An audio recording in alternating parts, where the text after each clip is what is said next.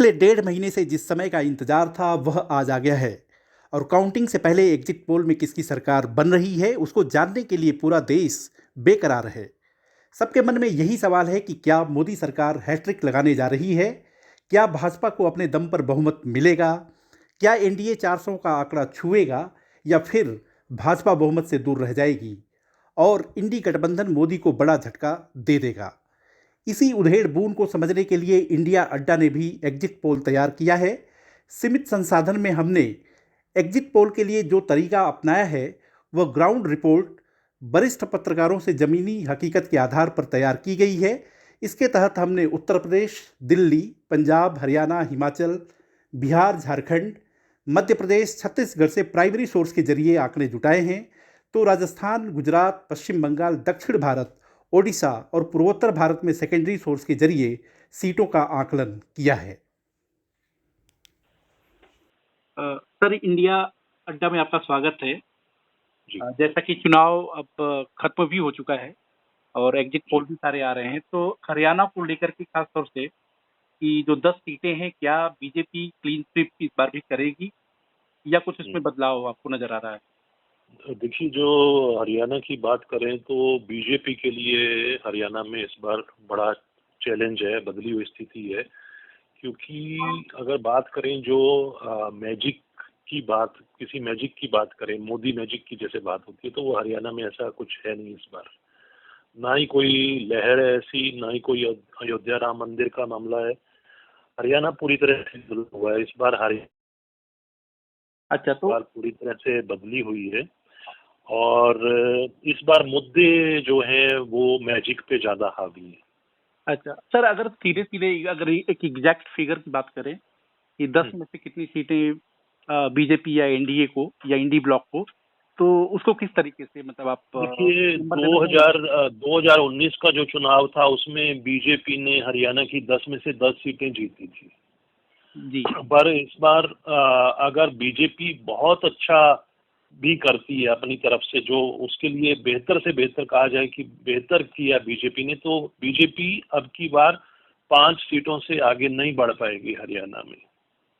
और India block जो है वो 5 सीटों पे इंडिया ब्लॉक जाएगा जी। अच्छा सर, यहाँ पे हरियाणा में मतलब सीटों की अगर बात करें तो जो खट्टर साहब की जो सीट है करनाल वाली और हाँ जी। गुड़गांव वाली जो सीट है इनकी जी। राव राव इंद्रजीत की। तो जी। इस पर आप क्या मतलब देखते हैं इसमें? देखिए, जो खट्टर साहब की सीट है वो उम्मीद है कि वो सीट तो निकाल लेंगे, बट वो मार्जिन जो पहले रिकॉर्ड मार्जिन था, रिकॉर्ड मार्जिन से करीब 6.5 लाख वोटों से यहाँ पे संजय भाटिया ने सीट जीती थी 2019 में, वो मार्जिन थिन हो जाएगा।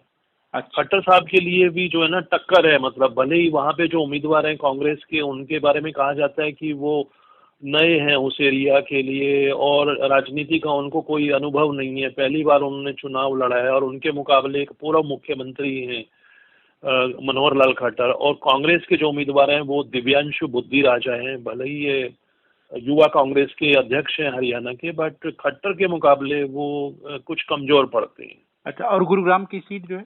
गुरुग्राम की सीट में देखिए जी, गुरुग्राम की सीट की बात करें तो वहाँ पे राव इंद्रजीत जो हैं वो चौथी बार लगातार चुनाव लड़ रहे हैं। पिछले 3 बार से वो लगातार जीतते आ रहे हैं और उनके सामने जो राज बब्बर हैं वो बाहरी उम्मीदवार के तौर पे उतरे हैं। तो बाहरी और स्थानीय के बीच में जो एक वहाँ पे मुद्दा बना हुआ है कि एक बाहरी हैं, फिर सेलिब्रिटीज हैं, तो लोगों में कहीं ना कहीं राज बब्बर के लिए अभी एक्सेप्टेंस नहीं है, उनकी स्वीकार्यता नहीं है गुड़गांव में इनकी राव इंद्रजीत की तुलना में। तो इसलिए वो भी सीट जो है बीजेपी के लिए सेफ कही जा सकती है। करनाल के बाद अगर कहें तो दूसरी सेफ सीट जो बीजेपी के लिए है वो गुड़गांव है। गुड़गांव है। और सर, ये रोहतक में दीपेंद्र हुड्डा का क्या सीन है? अगर रोहतक की बात करें तो दीपेंद्र हुड्डा इस बार जो है अरविंद शर्मा के ऊपर वो काफी बढ़त दिख रही है, क्योंकि पूरे 5 साल तक दीपेंद्र हुड्डा अपने लोकसभा क्षेत्र में सक्रिय रहे हैं और पिछली बार का भी जो चुनाव है उन्होंने मात्र 7,700 मतों से वो 2019 का चुनाव दीपेंद्र हुड्डा ने हारा था। और वो भी जो बैलेट पेपर की काउंटिंग थी, एक कॉन्स्टिट्यूएंसी है वहाँ पे कोसली से वो हारे थे। और वहाँ पे ज्यादातर वोट जो हैं सैनिकों के हैं, और सैनिकों के बैलेट पेपर की काउंटिंग में ऐसे आरोप भी लगे थे, उस समय कांग्रेस ने ऐसे आरोप भी लगाए थे कि वहाँ धोखाधड़ी हुई थी उनकी गिनती में। बट इस बार जो है ना वो स्थिति बदली हुई है। दीपेंद्र हुड्डा जो है ना काफी मजबूत स्थिति में दिखाई दे रहे हैं। रोहतक सीट कांग्रेस की, अगर कांग्रेस की सीटों में की बात करें तो सबसे पहली सीट जो कांग्रेस की सेफ है वो रोहतक सीट है जी। अच्छा सर, अब हरियाणा के बाद जो चंडीगढ़ यूटी है वहाँ पे आपको क्या मतलब तस्वीर नजर आ रही है? चंडीगढ़ में हालात जो है ना जी एकदम कांग्रेस ने बदल दिए हैं। यहाँ पे एक तरह से कांग्रेस ने जो परिवर्तन किया है, यहाँ पे 5 बार चुनाव लड़ चुके हैं पवन बंसल, और 3 बार एमपी भी रहे हैं, केंद्रीय रेल मंत्री भी रहे हैं। और उनके बदले यहाँ पे मनीष तिवारी को उतारा गया है। हालांकि मनीष तिवारी का चंडीगढ़ में रूट्स हैं, उनके फादर पंजाब यूनिवर्सिटी में प्रोफेसर थे और उनकी मदर जो है वो पीजीआई में डॉक्टर थी। इतना ही कनेक्शन है मनीष तिवारी का यहाँ पे। बट लोगों के बीच में कभी मनीष तिवारी का कोई पेनिट्रेशन ऐसा नहीं है कि लोगों से के सुख दुख में वो शामिल हुए हैं। बट उनके मुकाबले जो पवन बंसल अगर यहाँ से होते तो कांग्रेस के लिए चंडीगढ़ सीट निकालना आसान होता। बट अब ये कह सकते हैं कि चंडीगढ़ सीट जो है ना कांग्रेस के लिए इतनी आसान नहीं है, क्योंकि बीजेपी के जो संजय टंडन है वो बीजेपी के चंडीगढ़ इकाई के अध्यक्ष रहे हैं करीब 1 दशक तक। और उनका ग्राउंड लेवल पे जो है ना उनकी पकड़ जो है मनीष तिवारी के मुकाबले कहीं ज्यादा है। तो मतलब चंडीगढ़ की सीट में टक्कर है, लेकिन चंडीगढ़ की सीट में टक्कर है। बट ये नहीं कह सकते कि कांग्रेस इसे बड़ी आसानी से निकाल लेगी। हालांकि इंडिया ब्लॉक में आम आदमी पार्टी भी उनका समर्थन कर रही है। बट जो कहीं ना कहीं जो संजय टंडन है वो उन पे भारी है। अच्छा सर, अब इसके बाद हम बात करेंगे पंजाब की। तो पंजाब की जो 13 जो सीटें हैं, इस पर आपको क्या लग रहा है कि यहाँ पे कांग्रेस आपके खिलाफ है? तो ये यहाँ पे कहने की बात है कि कांग्रेस आपके खिलाफ है, यहाँ पे कोई औपचारिक गठबंधन नहीं हुआ है। ठीक है, कांग्रेस की जो स्थानीय इकाई है पंजाब की, उसने गठबंधन का विरोध इसलिए किया था कि कांग्रेस विधानसभा में सबसे बड़ी विपक्षी दल के तौर पे है, विपक्ष का नेता भी कांग्रेस से ही है। तो कांग्रेस ने एक दबाव बनाया हाईकमान पे कि हम किसी भी सूरत में गठबंधन नहीं करेंगे। और वहीं पड़ोसी राज्य में देखिए आप, आम आदमी पार्टी का और कांग्रेस का गठबंधन है। तो हरियाणा की कुरुक्षेत्र सीट से आम आदमी पार्टी का उम्मीदवार है हरियाणा में, और चंडीगढ़ में भी गठबंधन है इंडिया ब्लॉक के तहत, वो भी गठबंधन है। बट साथ लगते पंजाब में ऐसा नहीं हो पाया, क्योंकि यहाँ की इकाई ने इसका विरोध किया कि हमें किसी भी सूरत में गठबंधन स्वीकार नहीं है। तो हाईकमान ने यहाँ पे एक स्ट्रेटेजी खेली, कुछ सीटों पे उसने कांग्रेस के खिलाफ कमजोर उम्मीदवार उतारे। जैसे उदाहरण के लिए बताऊं आपको, यहाँ की एक सीट है होशियारपुर सीट पे जो आम आदमी पार्टी की कैंडिडेट थी 2019 के चुनाव में, गोम्बर, वो उसको टिकट नहीं मिला आम आदमी पार्टी से, तो वो कांग्रेस की उम्मीदवार बन गई यहाँ पे। अच्छा। और जो कांग्रेस का उम्मीदवार था 2019 में, उसको उम्मीद थी कि मुझे टिकट नहीं मिलेगी, तो वो उसने चुनाव से ठीक पहले आम आदमी पार्टी ज्वाइन कर ली और वो कांग्रेस का उम्मीदवार, आम आदमी पार्टी का उम्मीदवार है। तो सर ये 13 सीटों में आप मतलब किस तरीके से देखते हैं कि कितनी सीटें मतलब एनडीए को जाएंगी, कितनी इंडी ब्लॉक को जाएगी, ऐसे करके? देखिए, एनडीए की अगर बात करें तो यहाँ पे बीजेपी है, अब अकेली बीजेपी लड़ रही है। पहले उसका अकालियों के साथ गठबंधन होता था, 30 साल तक गठबंधन रहा, तो एनडीए गठबंधन पंजाब में था। अब पंजाब में कोई एनडीए गठबंधन नहीं रहा, तो बीजेपी जो है अकेले चुनाव मैदान में उतरी है। अगर 13 में से बात करें तो मुश्किल से अगर 2 सीटें भी बीजेपी पंजाब में जीत जाए तो बड़ी बात होगी, क्योंकि बीजेपी के अगर हम बात करें 13 कैंडिडेट हैं, तो उसमें से बीजेपी के 8 कैंडिडेट ऐसे हैं जो दूसरे दलों से बदल के आए हैं, ज्यादातर उनमें कांग्रेस के हैं। सर नंबर की बात करें तो आप कहिए कि बीजेपी 2 सीट मान के चलिए आप, आम आदमी पार्टी को 4 सीटें और कांग्रेस को 5, श्रोमणी अकाली दल को 1 सीट और 1 सीट संभवतः श्रोमणी अकाली दल अमृतसर के जो सिमरनजीत सिंह मान है, एक सीट वो निकाला। अच्छा सर, अब इसके बाद हम चलते हैं पहाड़ी प्रदेश, देवभूमि हिमाचल प्रदेश की तरफ। हिमाचल प्रदेश में 4 सीटें हैं जी, और 4 में से मुझे लग रहा है कि वहां पे 2 सीटें बीजेपी निकालेगी और 2 सीटें जो है कांग्रेस निकालेगी। कंगना रणौत का जीतना थोड़ा सा मुश्किल है, उनके खिलाफ विक्रमादित्य है वहां पे मंडी सीट से, और उनका गढ़ रहा है पहले। उनकी जो मदर है महारानी प्रतिभा सिंह, वो भी वहां से सांसद रह चुकी हैं, और मंडी में इस परिवार का बहुत पेनिट्रेशन है। इसकी वजह से कंगना रणौत के लिए वहां से जीतना मुश्किल है थोड़ा। और अनुराग ठाकुर का हमीरपुर से? अनुराग ठाकुर भी सीट निकाल लेंगे। ये 2 सीट, एक अनुराग ठाकुर की सीट कह सकते हैं हम, और एक सीट जो है ना ये शिमला की निकल सकती है। शिमला से निकल। दिल्ली में 7 सीटें हैं और इस बार सबकी नज़र है कि क्या अरविंद केजरीवाल को गिरफ्तारी की सहानुभूति मिलेगी। लेकिन जिस तरह वोटिंग के पहले स्वाति मालीवाल की पिटाई का मामला सामने आया, उससे केजरीवाल को वोटर से बड़ा झटका लगता दिखाई दे रहा है। इसके अलावा उनके बड़े समर्थक ऑटो चालक भी नाराज चल रहे हैं और मोदी फैक्टर दिल्ली की सभी सीटों पर हावी दिखता नजर आ रहा है। साथ ही कन्हैया कुमार को भी भीतरघात का सामना करना पड़ा है। ऐसे में 2024 में एक बार फिर भाजपा के पक्ष में 7-0 होता दिखाई दे रहा है। अजीत जी, ये बताइए कि जैसे अब तो नतीजे की घड़ी आ गई है, तो क्या लग रहा है वेस्टर्न यूपी में कि इस बार भाजपा क्या पिछले बार जैसा इतिहास दोहराएगी या उससे बेहतर प्रदर्शन करेगी, या फिर सपा को और कांग्रेस गठबंधन को फायदा होगा? देखिए, वेस्ट यूपी में इस बार परिस्थिति जो है काफी बदली हुई है, क्योंकि जो पिछले 10 साल से भारतीय जनता पार्टी के विरोध में खड़ी रही है, जो वेस्ट यूपी का क्षेत्रीय दल, जो राष्ट्रीय लोक दल है, उसका गठबंधन हो गया है भारतीय जनता पार्टी के साथ जी। तो ये काफी बड़ा बदलाव है और ये बहुत अनएक्सपेक्टेड है वेस्ट यूपी के वोटर्स के लिए भी। इसकी उम्मीद नहीं थी उस तरह से, तो इससे काफी चेंज आने की उम्मीद मानी जा रही थी। अब देखना ये कि इसमें कितना चेंज होगा, लेकिन इससे हुआ ये है कि जो एक तरह से बिसात थी पॉलिटिकल, उसमें एक काफी बदलाव आया। तो सीट्स कितनी आ सकती हैं, मतलब अगर कुछ अनुमान लगाया जाए? सीट्स का अगर देखें तो सीट वाइज अलग अलग सीटों पे अलग अलग मुकाबला है। जैसा शुरुआती राउंड से पहले लग रहा था कि भाई बहुत ही एक तरफा सा चुनाव होगा, अल्टीमेटली वो उस तरह से एक तरफा सा तो होता हुआ नहीं दिख रहा है। अलग अलग सीटों पे मुकाबले तो हुए हैं। कुछ मोटे तौर पे जो मुख्यमंत्री योगी आदित्यनाथ और प्रधानमंत्री नरेंद्र मोदी की जो लोकप्रियता है मोटे तौर पे, उसमें कोई बहुत बड़ा अंतर आया हो ऐसा तो नहीं हुआ है।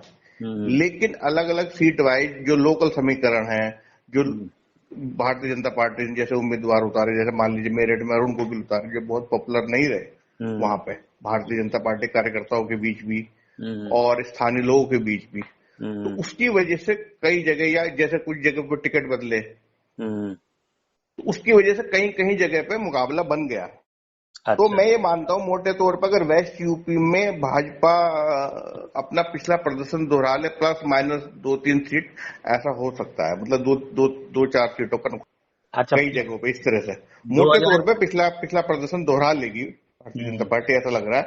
बट कुछ सीटों पे जो मैं बता रहा हूँ ना, जहाँ इस तरह के लोकल फैक्टर हावी रहे हैं, एक ये रहा। दूसरा है कि बहुत सारा जो कि पोलराइज होता रहा है इलेक्शन वेस्ट यूपी में, तो उतना ज्यादा पोलराइज तो इस बार नहीं हुआ।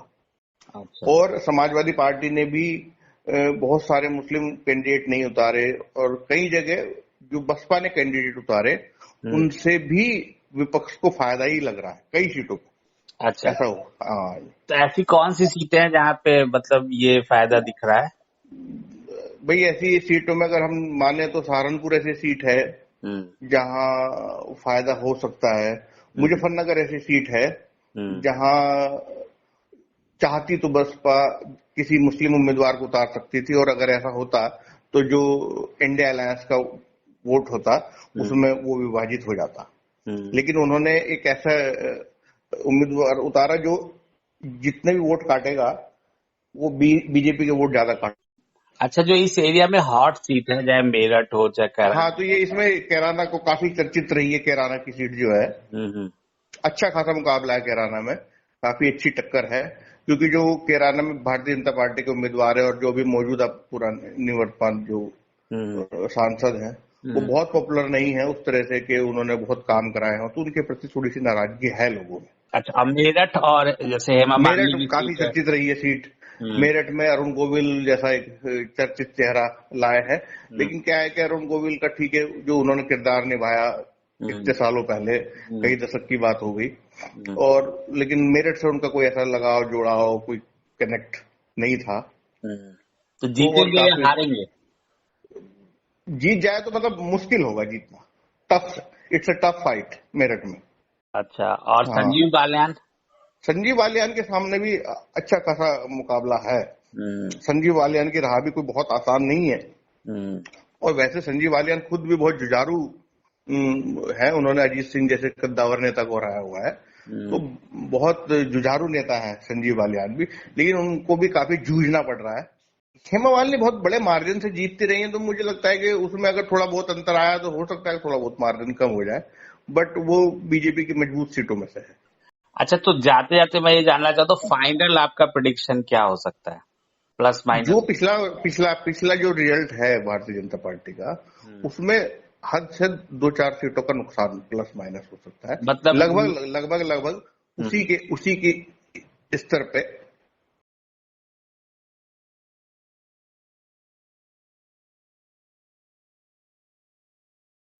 कौमे बस अगर देखा जाए तो पूर्वांचल की लगभग 20 सीट ऐसी है जहां के हालात 2019 के आसपास ही है।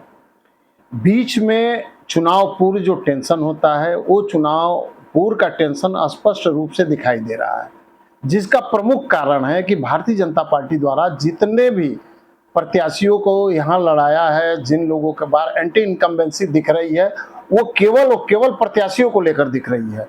न तो कहीं भाजपा में मोदी के खिलाफ कुछ इस तरह का माहौल है, न तो योगी के खिलाफ माहौल है। जो भी अगर यहाँ कुछ देख रहा है वो स्थानीय प्रत्याशियों के जो दोबारा या तिबारा लड़ाया जा रहा है, उसका एंटी इनकम्बेंसी दिख रहा है। इस पूरे प्रकरण को अगर ध्यान से देखा जाए तो भारतीय जनता पार्टी को अखिलेश यादव छकाने में कामयाब रहे हैं। याद करिए आप वो दिन जब अखिलेश यादव ने कहा था कि हम भारतीय जनता पार्टी के 21 सांसद मेरे संपर्क में हैं, और उनको हम उन्होंने जैसे ही एक बयान दिया मीडिया को कि भारतीय जनता पार्टी के तकरीबन 2 दर्जन सांसद मेरे संपर्क में, वैसे ही भाजपा में घबराहट दिखाई देने लगी। और मेरे ख्याल से कुछ ऐसे चेहरे थे जिनको जनता में जिनकी छवि अच्छी नहीं थी, या यूं कह लिया जाए कि 2 से 3 बार से सांसद थे, लोगों में उनको लेकर गुस्सा था, और अखिलेश यादव ने भाजपा को इस तरह से मजबूर कर दिया कि ऐसे लोगों को चुनाव में उतार दे। पूर्वांचल की भाजपा के बड़े बड़े नेता आज अगर छोटी छोटी सभाओं को संबोधित कर रहे हैं, उसका बड़ा फैक्टर यही माना जा रहा है। भारतीय जनता पार्टी जो डैमेज कंट्रोल था उसको मैनेज करने में कहीं ना कहीं सफल दिख रही है। हालात बिल्कुल वही हैं, कुछ सीटों पर चौंकाने वाले परिणाम आने की पूरी उम्मीद है। कुल मिलाकर यूपी में भाजपा के लिए 2019 जैसे ये हालात हैं, और चूंकि बसपा इस बार अलग से चुनाव लड़ रही है, ऐसे में उम्मीद है कि भाजपा 65 से 70 सीटें जीत सकती हैं, जबकि सपा और कांग्रेस गठबंधन को 10 से 12 सीट मिल सकती है। मैं ये जानना चाहता हूँ कि बिहार में 40 सीटों पर इलेक्शन जो संपन्न हो चुके हैं, तो वहां पे सीट को लेकर के आपको क्या लगता है कि कौन सी पार्टी या गठबंधन आगे रहने वाला है? बिहार की स्थिति है कि 2019 के चुनाव में बिहार की 40 सीटों में से 39 सीटें गठबंधन को, एनडीए को चली। ठीक है। केवल एक सीट किशनगंज की एक सीट कांग्रेस को मिली थी, बाकी आरजेडी साफ हो गया। ठीक है। इस बार मैं ये कह सकता हूँ कि 2024-2019 नहीं है, संख्या के दृष्टिकोण से भी नहीं है, और जो रिजल्ट देने वाला है उस दृष्टिकोण से भी नहीं लगता है। कारण यह है कि एक तो एनडीए का 10 वर्ष का शासन, उसका थोड़ा इनकम्बेंसी फैक्टर है बिहार में।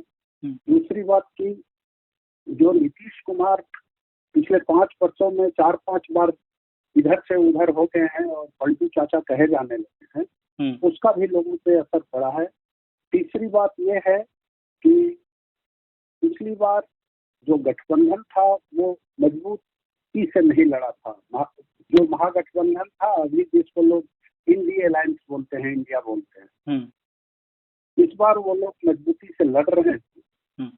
ऐसी स्थिति में उनको थोड़ा एज मिला है, जो वोटिंग पैटर्न है उसमें उनको थोड़ा एज मिला है हिंदी गठबंधन को। तो आपको मतलब क्या लगता है कि मतलब 40 में अगर हम ये रखें मतलब जो मिजाज, तो उसको आप 50-50 मानते हैं क्या कि मतलब इंडिया अलायंस 20 सीट और एनडीए 20 सीट, कुछ ऐसा रहेगा क्या? इतना हो सकता है ना हो, लेकिन जैसी कि स्थितियां बन रही हैं 10, 12, 14, 15 सीटें तो एनडीए अलायंस को मिल सकती हैं।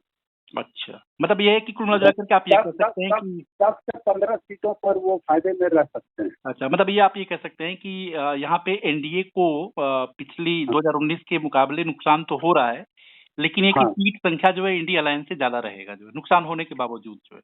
हाँ, नुकसान होने के बावजूद वो बढ़त हासिल किए रहेंगे। तो बिहार का पड़ोसी राज्य है झारखंड, और झारखंड में राजनीतिक उथल पुथल मतलब एक उसका सेंटर फीचर है कि झारखंड का मतलब कि राजनीतिक उथल पुथल होना ही होना है और होता भी रहा है। तो ये 2024 का जो इलेक्शन है उसमें आप क्या सीन देखते हैं? पहले सीटों को लेकर के जरा आप बताएंगे कि सीट संख्या क्या हो सकती है। और जी जरूर। हाँ, इन 14 सीटों में 2019 में एनडीए के खाते में 12 सीटें गई थी। 2014 में भी अकेले भाजपा ने 12 सीटें जीती थी। 14 सीटों में भाजपा के खाते में 8 से 10 सीटें जा सकती हैं। अच्छा, यानी कि मतलब 2019 के कंपैरिजन में नुकसान हो रहा है? बिल्कुल हो रहा है। मध्य प्रदेश में इस बार 2019 जैसे ही नतीजे आने की उम्मीद है, और यहाँ तक कहा जा रहा है कि कमलनाथ के गढ़ छिंदवाड़ा में नकुलनाथ की भी स्थिति कमजोर है, और हो सकता है भाजपा इस बार वह सीट भी निकाल ले, क्योंकि पूरी मोदी लहर है और 29 में से 28 से 29 सीट करीब भाजपा को जीतने की उम्मीद है। अगर नकुलनाथ सीट निकालते भी हैं तो बमुश्किल ही वह जीत पाएंगे, ऐसी रिपोर्टें आ रही हैं। बाकी सिंधिया से लेके शिवराज और सभी प्रमुख नेताओं की जीत की उम्मीद पक्की है। छत्तीसगढ़ की 11 लोकसभा सीटों में से इस बार 10 सीटों में कड़ा मुकाबला देखने को मिला। सबसे ज्यादा चर्चित सीट रही राजनांदगांव की सीट, जहां से कांग्रेस के उम्मीदवार पूर्व मुख्यमंत्री भूपेश बघेल और कोरबा सीट से भारतीय जनता पार्टी के उपाध्यक्ष सरोज पांडे मैदान में थी। यहाँ कोरबा में चरणदास महंत, नेता प्रतिपक्ष की पत्नी ज्योत्सना महंत का मुकाबला सरोज पांडे से है, और राजनांदगांव में भूपेश बघेल का मुकाबला संतोष पांडे वर्तमान सांसद से। ये दोनों सीट इस बार छत्तीसगढ़ में हार्ड सीट मानी गई हैं। इसके अलावा जांजगीर, कांकेर, महासमुंद सीट में भी कड़ी स्पर्धा देखने को मिली। माना जा रहा है कि इस बार कांग्रेस 3 सीटें जीत सकती है। ये जांजगीर, महासमुंद और कांकेर सीट में कांग्रेस को बढ़त की उम्मीद की जा रही है। लेकिन इस बार मुद्दे जो रहे, संविधान का मुद्दा रहा, आरक्षण का मुद्दा रहा, और मोदी का चेहरा छत्तीसगढ़ में काम किया। पश्चिम बंगाल में चुनाव के लिए राजनीतिक मुद्दों की कमी नहीं रही। राजनीतिक जंग ऐसी थी कि इस चुनाव में खांटी नेता, न्यायाधीश, अभिनेता, क्रिकेट खिलाड़ी सब नजर आए। लेकिन किसी भी लोकसभा सीट पर उम्मीदवार चाहे जो भी हो, चुनाव मोदी बनाम ममता बनर्जी ही रहा। और ऐसा कहने में कोई गुरेज भी नहीं है कि 2024 का चुनाव ममता बनर्जी के चुनावी करियर में सबसे कठिन चुनौती है। इस बार जिस तरह ओपिनियन पोल और ग्राउंड रिपोर्ट सामने आई हैं, उससे साफ है कि भाजपा पश्चिम बंगाल में सबसे अच्छा प्रदर्शन करने जा रही है। ऐसा इसलिए है क्योंकि ममता के सामने पिछले 13 साल की सत्ता विरोधी लहर है। इसके अलावा राज्य में चुनावी लड़ाई कांग्रेस और वाम दलों के कमजोर होने से द्विध्रुवी हो गई है। ऐसे में ममता विरोधी लहर का एक बड़ा हिस्सा भाजपा को मिलने की पूरी गुंजाइश है। भाजपा को सबसे बड़ा फायदा सीएए कानून लागू करने का मिलता दिखाई दे रहा है, क्योंकि इसे एक फैसले से मतुआ समुदाय जैसा एक बड़ा वोट बैंक उसके पक्ष में होता दिखाई पड़ रहा है। मतुआ समुदाय के वोटर 24 परगना, मालदा, दक्षिण दिनाजपुर, उत्तर दिनाजपुर, हावड़ा और कूच बिहार में हैं। चुनावी नजरिए से देखें तो पश्चिम बंगाल की 10 लोकसभा सीट और 50 विधानसभा सीटों पर मतुआ समाज का प्रभाव है और भाजपा 2021 से खास तौर से मतुआ वोटरों को रिझाने की कोशिश भी कर रही है और लगता है कि इस बार भाजपा की यह कोशिश कामयाब हो जाएगी। इसके अलावा ममता बनर्जी ने सीएए का पुरजोर विरोध किया है। अब बात करते हैं इस बार भाजपा का चुनाव में कैसा प्रदर्शन रह सकता है। एक ओपिनियन पोल ने भाजपा को इस बार 25 सीटें दी हैं, वहीं दूसरों ने 19 से 20 सीटें दी हैं। औपचारिक नतीजों का ऐलान तो 4 जून को होगा, लेकिन उससे ठीक पहले 7वें चरण का मतदान अब समाप्त होने के बाद एग्जिट पोल के आंकड़े भी आ गए हैं और यहाँ पर हम आपको दक्षिण भारत के राज्यों के बारे में बताएंगे। तो बात सबसे पहले करते हैं आंध्र प्रदेश की। आंध्र प्रदेश में कुल टोटल 25 सीटें हैं। यहाँ पर टीडीपी को 11 से लेकर के 15, वाईएसआरसीपी को 6 से लेकर के 10 सीट, बीजेपी को 2 से लेकर के 4 सीट पाने की संभावना बताई जा रही है। इसी तरीके से अगर बात तेलंगाना की करें तो यहाँ पर टोटल सीटों की संख्या 17 है। यहाँ पर बीजेपी को बढ़त मिलती हुई दिखाई दे रही है और बीजेपी ऐसा लग रहा है एग्जिट पोल के नतीजों के मुताबिक कि बीजेपी यहाँ पे 8 से लेकर के 12 सीट तक, इंडियन नेशनल कांग्रेस को काफ़ी नुकसान यहाँ पे है और उनको 3 से लेकर के 5 सीट तक, बीआरएस को 1 से लेकर के 3 सीट, एआईएमआईएम मतलब ओवैसी वाली पार्टी को 0 से लेकर के 1 सीट मिलने की संभावना है। इस तरीके से अगर यहाँ पे देखें तो एनडीए का एक बेहतर प्रदर्शन होता नज़र आ रहा है। इसके बाद हम बात करेंगे कर्नाटक की। कर्नाटक में टोटल 28 सीटें हैं। बीजेपी का जो आंकड़ा है वो करीब करीब जो है 15 से 20 के आसपास, जेडीएस जो है वो 4 से लेकर के 6 तक और आईएनसी जो है वो 10 से आसपास जो है 10 से 12। तो यहाँ पे अगर आप देखें तो निश्चित तौर पे बीजेपी को पहले की तुलना में, मतलब 2019 की तुलना में नुकसान होता नज़र आ रहा है। अब इसके साथ जो है हम बात करेंगे तमिलनाडु की। तमिलनाडु का अगर आप देखें तो यहाँ पर सीटों की संख्या 39 है और यहाँ पर पहले की तरह डीएमके बेहतर प्रदर्शन करती नज़र आ रही है। डीएमके को 21 से लेकर के 23 तक, इंडियन नेशनल कांग्रेस को लेकर 7 से लेकर के 9 तक, सीपीआई को 3 से लेकर के 5 तक और बीजेपी को यहाँ पे 0 से लेकर के 4 सीटें तक मिल सकती हैं, जिसमें के अनामलाई और उसके बाद जो है तमिल सौंदरराजन की सीट शामिल है। इसके बाद बात करेंगे केरल की। केरल में टोटल 20 सीटें हैं। यहाँ पे इंडियन नेशनल कांग्रेस को 12 से लेकर के 14 तक, सीपीआई प्लस को 1 से लेकर के 4 तक, इंडियन यूनियन मुस्लिम लीग को 2 सीट के आसपास और अदर्स को 0। इन अदर्स में बीजेपी को 1 सीट मिल सकती है या वैसे बीजेपी का खाता यहाँ पे खुलना मुश्किल नज़र आ रहा है। अगर महाराष्ट्र की बात करें तो यहाँ टोटल 48 सीटें हैं और 2024 एग्जिट पोल के नतीजों के मुताबिक यहाँ पे एनडीए को 31 सीट, इंडिया गठबंधन को 17 सीट मिलती हुई नज़र आ रही है। 2019 के कंपैरिजन में एनडीए को नुकसान होता यहाँ पे नज़र आ रहा है। बीजेपी को करीब 18 से लेकर के 21 सीट, उनके सहयोगी शिवसेना शिंदे गुट को 6 से लेकर के 9 सीट, इसी तरीके से जो अजित पवार वाली जो पार्टी है उसको 1 या 2 सीट के आसपास, और वहीं पे यूबीटी जो मतलब महाविकास अघाड़ी में नेशनल कांग्रेस है, इंडियन नेशनल कांग्रेस और यूबीटी, इनको 6 से लेकर के 7 सीटों के मिलने की संभावना बताई जा रही है। राजस्थान, बात राजस्थान की तो इस बार भाजपा के लिए विधानसभा चुनाव जैसी राह नज़र नहीं आ रही है और कम से कम 4 से 5 सीटें ऐसी हैं जो भाजपा के हाथ से निकल सकती है।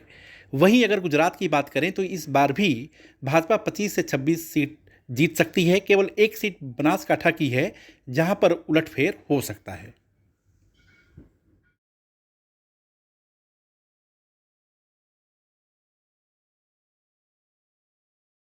मोटे तौर पर पूरे भारत का मिजाज अब आपके सामने है। आपको अंदाज़ा लग गया होगा कि किसकी सरकार बनने जा रही है। तो अब फाइनल टैली देखते हैं।